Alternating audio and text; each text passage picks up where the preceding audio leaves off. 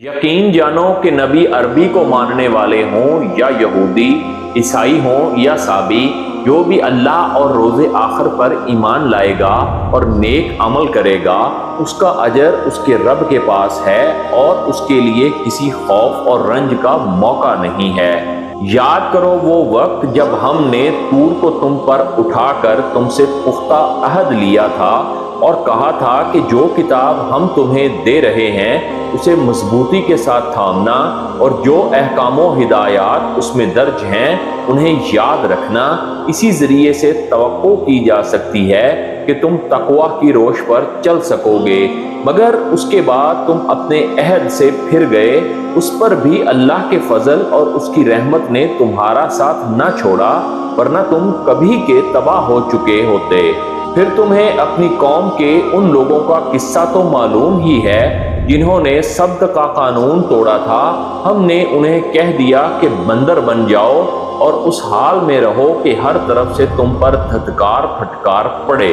اس طرح ہم نے ان کے انجام کو اس زمانے کے لوگوں اور بعد کی آنے والی نسلوں کے لیے عبرت اور ڈرنے والوں کے لیے نصیحت بنا کر چھوڑا۔ پھر وہ واقعہ یاد کرو جب موسیٰ علیہ السلام نے اپنی قوم سے کہا کہ اللہ تمہیں ایک گائے ذبح کرنے کا حکم دیتا ہے۔ کہنے لگے کیا تم ہم سے مذاق کرتے ہو؟ موسیٰ علیہ السلام نے کہا میں اس سے خدا کی پناہ مانگتا ہوں کہ جاہلوں کی سی باتیں کروں۔ بولے اچھا، اپنے رب سے درخواست کرو کہ وہ ہمیں گائے کی کچھ تفصیل بتائے۔ موسیٰ علیہ السلام نے کہا اللہ کا ارشاد ہے کہ وہ ایسی گائے ہونی چاہیے جو نہ بوڑھی ہو نہ بچیا، بلکہ اوسط عمر کی ہو، لہذا جو حکم دیا جاتا ہے اس کی تعمیل کرو۔ پھر کہنے لگے اپنے رب سے یہ اور پوچھ دو کہ اس کا رنگ کیسا ہو۔ موسیٰ علیہ السلام نے کہا وہ فرماتا ہے زرد رنگ کی گائے ہونی چاہیے جس کا رنگ ایسا شوخ ہو کہ دیکھنے والوں کا جی خوش ہو جائے۔ پھر بولے اپنے رب سے صاف صاف پوچھ کر بتاؤ کیسی گائے مطلوب ہے، ہمیں اس کی تعین میں اشتباہ ہو گیا ہے، اللہ نے چاہا تو ہم اس کا پتہ پا لیں گے۔ موسیٰ علیہ السلام نے جواب دیا اللہ کہتا ہے کہ وہ ایسی گائے ہے جس سے خدمت نہیں لی جاتی، نہ زمین جوتتی ہے نہ پانی کھینچتی ہے، صحیح سالم اور بے داغ ہے۔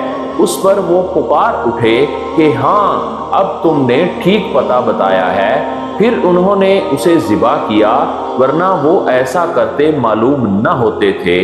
اور تمہیں یاد ہے وہ واقعہ جب تم نے ایک شخص کی جان لی تھی، پھر اس کے بارے میں جھگڑنے اور ایک دوسرے پر قتل کا الزام تھوپنے لگے تھے، اور اللہ نے فیصلہ کر لیا تھا کہ جو کچھ تم چھپاتے ہو اسے کھول کر رکھ دے گا۔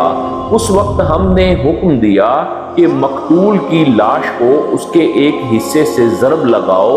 دیکھو اس طرح اللہ مردوں کو زندگی بخشتا ہے اور تمہیں اپنی نشانیاں دکھاتا ہے تاکہ تم سمجھو، مگر ایسی نشانیاں دیکھنے کے بعد بھی آخرکار تمہارے دل سخت ہو گئے، پتھروں کی طرف سخت، بلکہ سختی میں کچھ ان سے بھی بڑھے ہوئے، کیونکہ پتھروں میں سے تو کوئی ایسا بھی ہوتا ہے جس میں سے چشمے پھوٹ بہتے ہیں، کوئی پھٹتا ہے اور اس میں سے پانی نکل آتا ہے، اور کوئی خدا کے خوف سے لرز کر گر بھی پڑتا ہے۔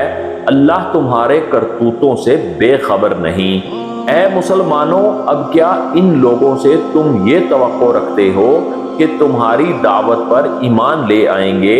حالانکہ ان میں سے ایک گروہ کا شیوا یہ رہا ہے کہ اللہ کا کلام سنا اور پھر خوب سمجھ بوجھ کر دانستہ اس میں تحریف کی۔